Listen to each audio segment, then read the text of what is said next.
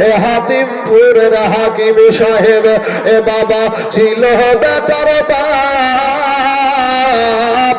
আর ফরিদপুরের ফরিদাব হবে তাহারাজ এ দশের মাঝে কথা হলো এ দশের মাঝে কথা হলো এ বাবা 20,000 টাকা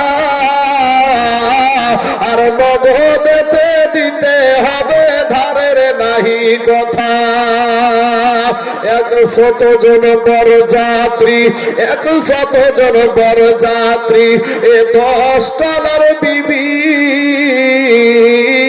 আর বেটার বাপ বলে যে যত পারবি তাদের খাবি বাসে এলো বড় যাত্রী এ বাসে এলো বড় যাত্রী এ বহর এলো জিপে এই লাগিল গাড়ি বিয়ে বাড়ি নামিল গাড়ি হতে সাদের জামাই নামিল না গো শালার কোলে চেপে বিয়ের বাড়ির আঙ্গিনাতে বিয়ের বাড়ির আঙ্গিনাতে আওলা টাঙ্গায় আছে এ ঢোল বাজছে গান গাইছে ছেলে মেয়ে নাচে ডোলার বিবি দেখতে যাব এ ডোলার বিবি দেখতে যাব এই উঠতে হবে কুঠা আর ফরিদার ওই রঙিন শাড়ি সিঁড়ির ওপর পাতা লুচি বন্দি মাছ মাংস লুচি বন্দি মাছ মাংস এ মিষ্টি মিহি দানা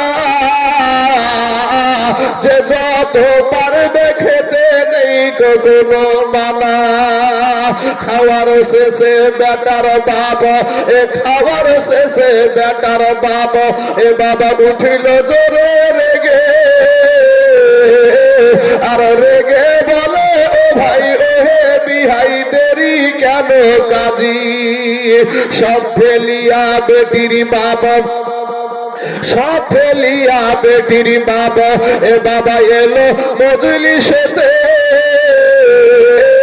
আর ইমাম সাহেব চলে এলো বসলো নীরবেতে দেখা দেখি মাথায় টুপি দেখা দেখি মাথায় টুপি দিল সকলেতে কেউ বা রুমাল কেউ বা রুমাল কেউ বা মাথা ঢাকিল গামছাতে বিয়ে করার টাইম হয় না কেটা কোনোদিন নামাজ পড়ি না পড়ো কুটা ওয়ালা রুমালটা দাঁড়িয়ে কিনে বাবা যে উপরে মাথায় দিয়ে দিল বাবা রে শোনা তাই কবি বলছেন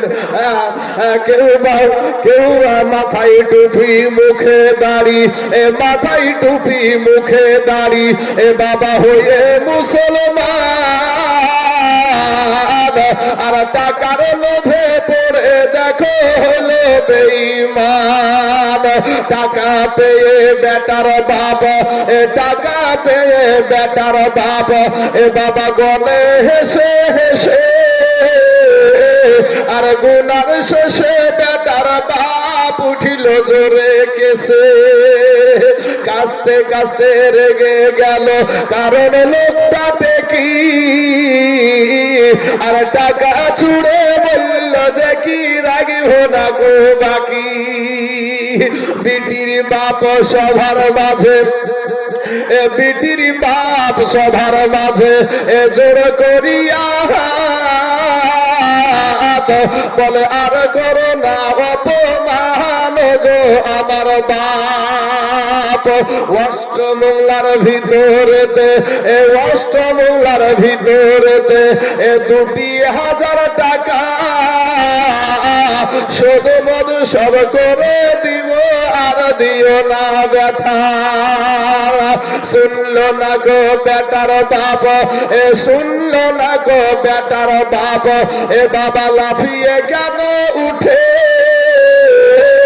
আর জাল না হতে সব ফরিদা তাকিয়ে তাকিয়ে দেখে আব্বা মোরে জন্ম দিয়ে আব্বা মোরে জন্ম দিয়ে এই এত অপমান আর নিজের চোখে দেখে বলে রাগিব না গো জান। বিষের বোতল হাতে নিয়ে বিষের বোতল হাতে নিয়ে বাবা খেলো কেঁদে কেঁদে আর গিলে দিল মরে গেল বিয়ের পোশাক পরে। সমাজ তুমি তৈরি থাকো ইহার জবাব দিতে, ধরবে যেদিন আল্লাহ পাক কাল কিয়ামতে। লুচি বন্দি মাছ মাংস লুচি বন্দি মাছ মাংস আজ ফরিদার পাতে। সমাজ তুমি জবাব দাও বিষের বোতল কেন হাতে। লুচি বন্দি মাছ মাংস আজকে খাবার দিন আর বিষ খাইয়েছে মরল কেন সমাজ জবাব দিন। আজ ফরিদা মুখ দেখাইয়া আজ ফরিদা শ্বশুর বাড়ি যাবে সঙ্গে যাবে বোন।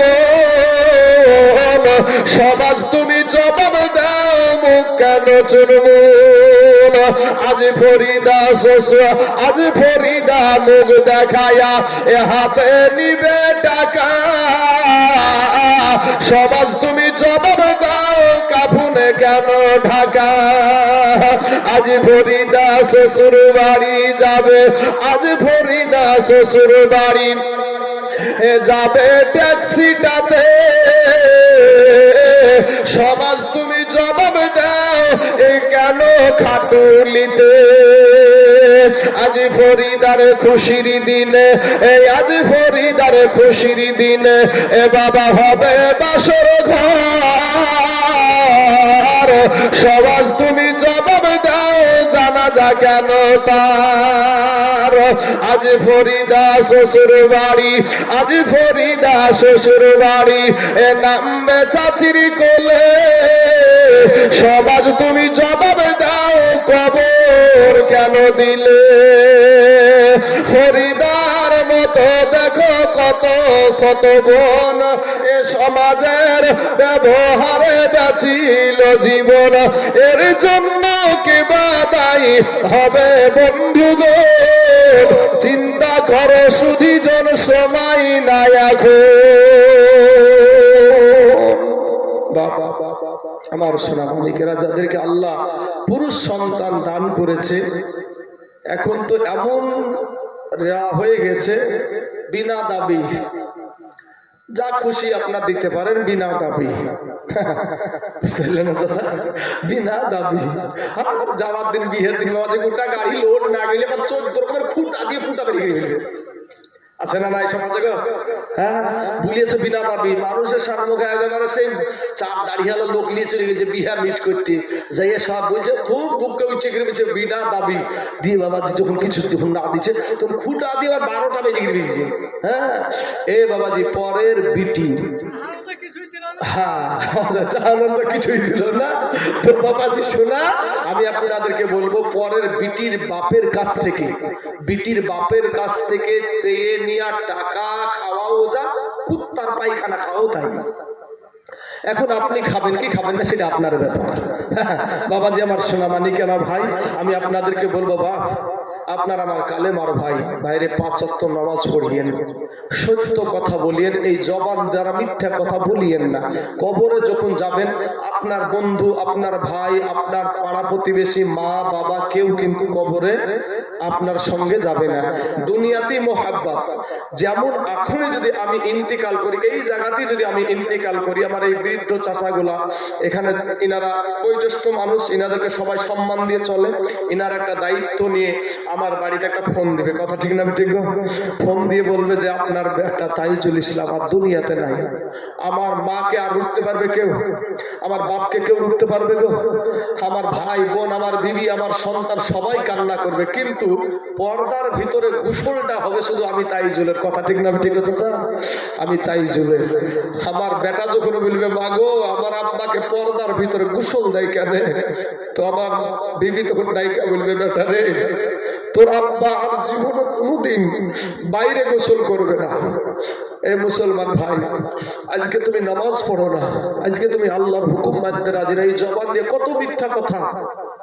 কবরে যখন নামাবে তখন আমার সন্তান, আমার বিবি, আমার মা বাপ এত কাঁদছিল, কিন্তু একজন আমার সাথে কবরে নামবে না। তাই ভাই আমার সোনা মানিক, আমি আপনাদের পায়ে হাত দিয়ে বলবো, নামাজ পড়েন, আল্লাহকে ডাকেন, যে কোনো বিপদে আগে আল্লাহর কাছে ছুটে যাবেন।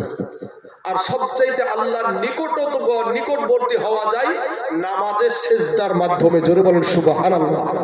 সেজদার মাধ্যমে যখন সেজদা দেয় মানুষ, তখন আল্লাহর সাথে আর বান্দার সাথে বাবা কোনো ফারাক থাকে না। তাই বলবো যে কোনো বিপদে পড়লে আপনি ছুটে যান আল্লাহর কাছে।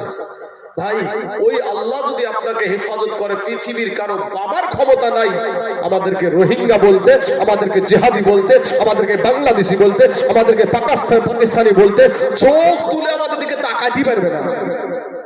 মুসলমান ভাইয়েরা, আমি আপনাদেরকে বলবো, আল্লাহ ওয়ালা হন, নবীর আদর্শ নিয়ে চলেন। কোনো মানুষকে অন্যায় ভাবে আঘাত করিয়েন না।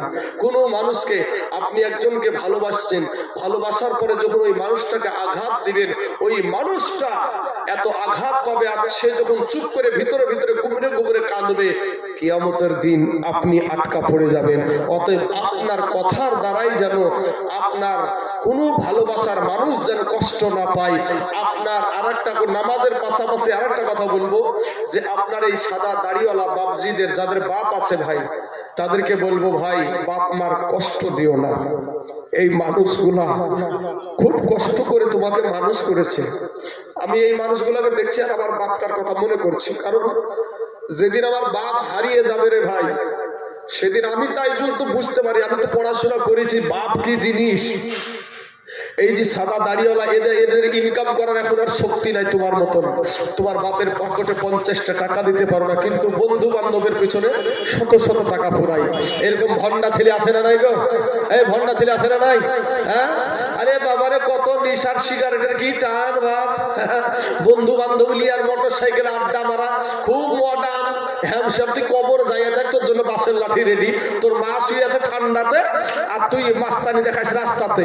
তোর মাস্তানি ওই কবরে যাইয়া দেখাবি কি করে, কি করে দেখাস। মা জননী যদি উহু শব্দ করে, আমি যত বড় মৌলবি হই না কেন, যত বড় বক্তা হই না কেন, বাপ মুফতি হওয়ার পরে, মক্কা মদিনার ইমাম হওয়ার পরেও আল্লাহর জান্নাতে যাওয়া হবে না। তার জন্য আমি একটা শের বলে আমি নবীর সালাত করব। ওরে মা দক্ষিণী এওয়া ভাগিনী,